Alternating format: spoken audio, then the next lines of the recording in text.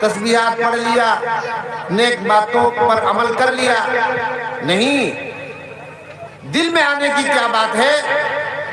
یہ تو زندگی کا مقصد ہے، اس کو کرنا ہی کرنا ہے۔ لیکن ہم نے اپنی زندگی کے دھارے کو اور اس کی اسٹیئرنگ کو بالکل دنیا کی طرف موڑ رکھا ہے۔ نہیں، یہیں سے اپنی زندگی کے دھارے کو، اپنی زندگی کی اسٹیئرنگ کو آخرت کی طرف موڑیے اور متوجہ کیجیے۔ ہم اور آپ سب اپنے اندر فکر آخرت پیدا کریں۔ دنیا کی زندگی تو چند روزہ ہے،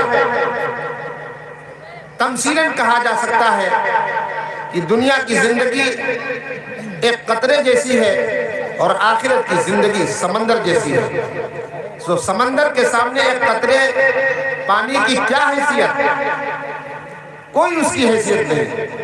ایسے ہی دنیا کی زندگی جو 70 سال، 80 سال، 90 سال، بہت زیادہ 100 سال،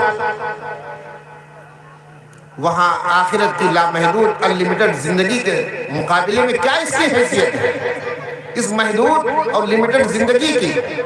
تو آج ہم نے اس محدود زندگی کو وی آئی پی، خوشگوار، بہتر سے بہتر بنانے کے لیے آخرت کی لامحدود انلیمیٹڈ زندگی کو ہم نے خراب کر دیا، اور ہم خراب کر رہے ہیں۔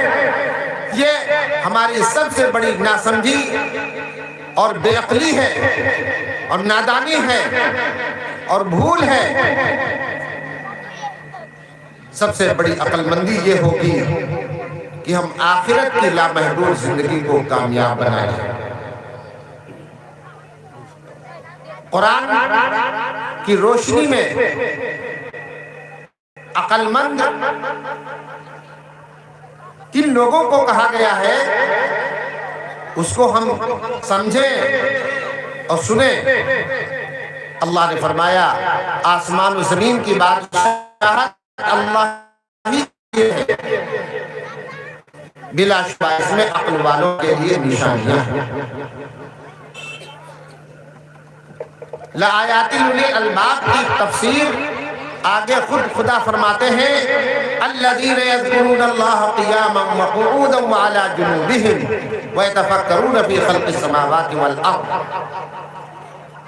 جو لوگ اللہ کا ذکر کرتے ہیں، اللہ کو یاد کرتے ہیں، کھڑے ہونے کی حالت میں، بیٹھنے کی حالت میں اور لیٹنے کی حالت میں اپنے پہلوؤں پر، اللہ نے تینوں حالتوں کو گھیر لیا، کیونکہ 24 گھنٹے میں انسان کی یہی 3 حالتیں ہوتی ہیں اور پوری زندگی میں یہی 3 حالتیں ہوتی ہیں۔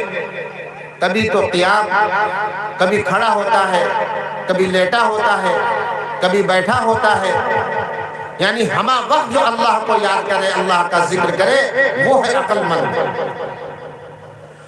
اور اللہ کی بنائی ہوئی باتوں میں غور فکر کرے۔ پھر وہ یہ کہتا ہو ربنا ما خلقت ھذا باطلا، کہ ہمارے رب کوئی چیز بیکار نہیں پیدا کی۔ یہ ہے عقل مند جو ہمہ وقت اللہ کا ذکر کرے۔ اگر ہم اور آپ پر فیصلہ رکھا جاتا، ہم اور آپ سے اس کی تفسیر کروائی جاتی، اور فی زماننا اس کی تفسیر کروائی جائے کہ عقل مند کون ہے، تو کہیں گے ہم اور آپ عقل مند تو وہ ہے جو بہت بڑا ٹھیکیدار ہو، کوٹے دار ہو، بڑا فارمر ہو، کروڑوں پتی ادوگ پتی ہو، نیلی اور لال بتیوں میں چلتا ہو، فضاؤں میں اور خلاؤں میں اڑتا ہو، وقت کا ٹاٹا برلا ہو، بہت بڑا مالدار ہو۔ لیکن نہیں، اللہ نے نہیں فرمایا کہ یہ شخص عقل مند ہے۔